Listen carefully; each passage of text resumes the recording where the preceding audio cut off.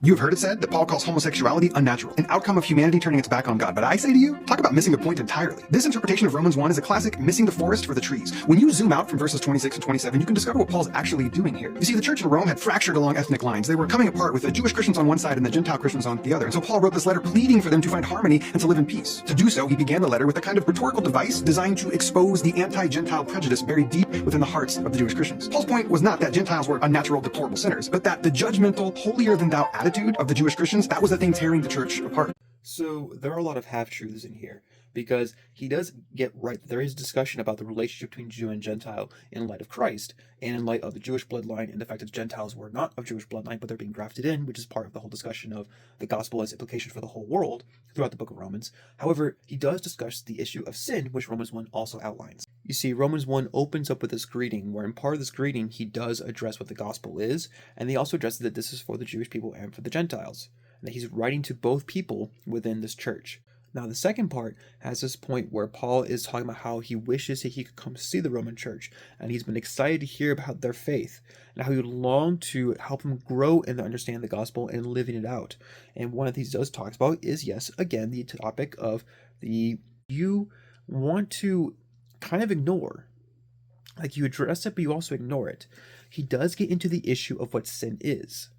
And part of what he talks about is how sin is godlessness, and that God is going to judge what is godless. However, he does not stop there, because as he then gets into this next bit, which you want to kind of ignore, like you address it, but you also ignore it, he does get into the issue of what sin is. And part of what he talks about is how sin is godlessness, and that God is going to judge what is godless. And so Paul talks about that those who are going to continue in godlessness, who are going to continue in sin, God's not going to force them to become a Christian, because that is their desire, is to continue to be apart from him, to continue to be in this exile.